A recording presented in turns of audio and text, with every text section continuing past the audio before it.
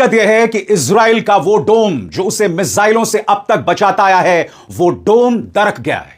जी हां, क्योंकि ईरान ने लॉन्च कर दी है खुर्रम शहर 4 मिसाइल्स। और याद कीजिएगा, इसी मंच पर मैंने आपको बतलाया था कि ईरान अभी अपनी पुरानी मिसाइल्स का इस्तेमाल कर रहा है और अब वो जंग में ला रहा है अपनी नई मिसाइल्स, खुर्रम शहर 4 मिसाइल, जिससे तेल अवीव, इस्राइल की राजधानी तेल अवीव थर्रा गया है। उसकी बिल्डिंग्स हिल गई हैं। समानांतर तौर पर अमेरिका और इस्राइल वो लगातार ईरान पर हमला कर रहे हैं। उनकी मिलिट्री एकेडमी पर ताजा हमला किया गया है और बात वहां रुकती नहीं है, क्योंकि अमेरिका और इस्राइल जानते हैं कि ईरान की ताकत कहां है। लिहाजा ईरान के अंदर करीब 13 मिसाइल बेसिस पर हमले हुए हैं। ये हमले कितने कारगर हुए हैं, बस कुछ देर बाद मैं आपको बताने वाला हूं। और जो बड़ी खबर सामने आ रही है वो ये कि तेल अवीव में इस वक्त जो बिल्डिंग्स हैं वो थर्रा गई हैं खुर्रम शहर 4 मिसाइल की गूंज से, उसके धमाके से। सबसे पहले दोस्तों मैं आपको बतलाना चाहता हूं और दिखाना चाहता हूं अल जजीरा की खबर, और यहां 2-3 चीजें आप ध्यान से देखिएगा। पहली बात, उन्होंने इस बात का जिक्र किया है कि किस तरह से तेल अवीव में धमाके हो रहे हैं और उन्हें बाकायदा इसका प्रमाण पेश किया है। दूसरी बात, वो ये भी बता रहे हैं कि बहरीन के अंदर मनामा में जिन होटल्स में अमेरिकी सैनिक रुके हुए हैं वहां पर ईरान हमला कर रहा है। और बहरीन में भी लगातार हमले हो रहे हैं, उसकी भी हम चर्चा करेंगे। वीडियो में आपको दिखाऊंगा, प्रूफ में आपको दिखाऊंगा, प्रमाण में आपको दिखाऊंगा। मगर सबसे पहले अल जजीरा की यह खबर देखिए, जो इस बात की बानगी है, इस बात का सबूत है कि किस तरह से तेल अवीव खुर्रम शहर 4 मिसाइल के धमाकों से थर्रा गया है। देखा जाए। Iran has launched a barrage of missiles into Israel, including Tel Aviv and West Jerusalem. Explosions have caused significant damage to buildings in Tel Aviv, with debris scattered across the streets and emergency crews responding to multiple incidents. At least 11 people have been killed across Israel since Saturday. And Iran is continuing its attacks on Gulf nations hosting US troops. One hotel and 2 residential buildings have come under attack in Bahrain's capital, Manama. Earlier, a refinery was seen engulfed in smoke after an apparent Iranian strike. In Kuwait, an explosion was reported from an airbase in the south of the country, and Saudi Arabia says it's intercepted drones near the Riyadh region. दोस्तों, इस खबर को लेकर क्या पुष्टि हुई है, क्या कॉन्फर्मेशन हुआ है, इसको लेकर भी मैं आपके सामने अब जानकारी ला रहा हूं कि खुर्रम शहर 4 की मिसाइलें कहां गई हैं और कितना नुकसान इसराइल को पहुंचा है। गौर फरमाएं। ईरान ने दावा किया है कि उसकी खुर्रम शहर 4 बैलिस्टिक मिसाइलें, जिनमें करीब 1 टन का वॉरहेड है, हाल के हमलों की लहर में तेल अवीव और बेन गुरियन एयरपोर्ट को निशाना बनाने के लिए इस्तेमाल की गई। कई रिपोर्टों में कहा गया कि धमाके इतने जोरदार थे कि तेल अवीव इलाके में इमारतें तक हिल गईं। क्या इस बात की पुष्टि हुई है? ईरान की IRGC का कहना है कि खुर्रम शहर 4 मिसाइलें तेल अवीव के दिल, बेन गुरियन एयरपोर्ट और एक इस्राएली एयरबेस पर दागी गईं, जिसे ऑपरेशन ट्रू प्रॉमिस 4 का हिस्सा बताया गया है।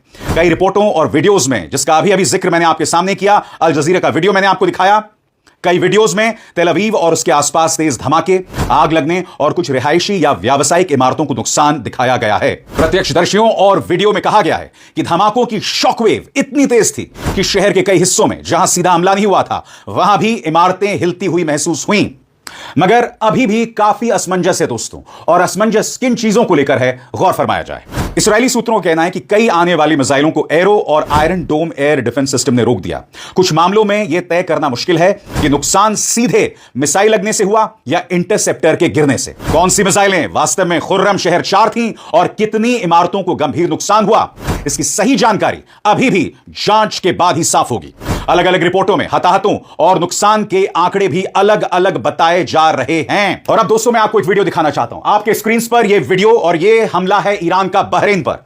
बहरीन की जो सबसे बड़ी तेल रिफाइनरी है, वहां पर ईरान हमले कर रहा है। और आप देखिएगा, सायरन की आवाजें आप सुनेंगे और किस तरह की अफरा तफरी है। करीब 1 मिनट का वीडियो है, मैं चाहता हूं कि आप इसे देखें।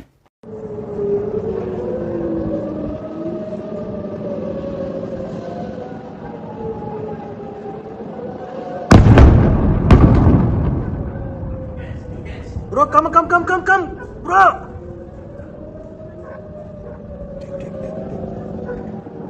Do launch. My God.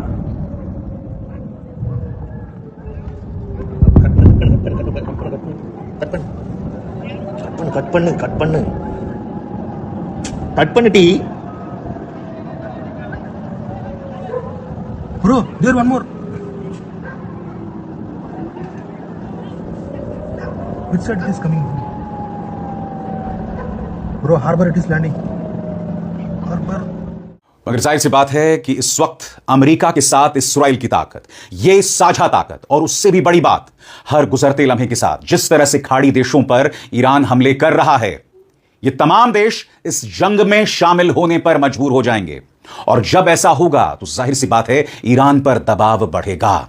मगर जैसे मैंने बताया दोस्तों, इस वक्त इस्राइल ने कम से कम ईरान की 13 मिसाइल बेसिस पर हमला किया है। और इसको लेकर क्या जानकारी मौजूद है आपके स्क्रीन पर।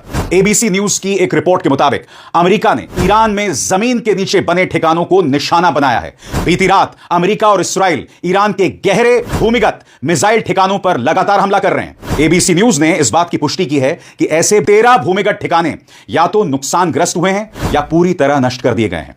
इस्राएली सेना के चीफ ऑफ स्टाफ का कहना है कि अब तक लगभग 60% मिसाइल लॉन्चर खत्म कर दिए गए हैं। लेकिन अमेरिकी टैक्स देने वालों के लिए इसकी कीमत बहुत भारी पड़ रही है। Centre for strategic and international studies के एक अनुमान के मुताबिक सिर्फ पहले 100 घंटों में 3.7 अरब डॉलर खर्च हो चुके हैं, यानी हर दिन करीब 891 मिलियन डॉलर से ज्यादा। गौर फरमाइए दोस्तों, 100 घंटे में खर्चा कितना यहां पर? 3.7 अरब डॉलर्स। इतना नुकसान अमेरिका को पहले 100 घंटे में हुआ है। और रोज इस जंग में अमेरिका के 891 मिलियन डॉलर्स जो है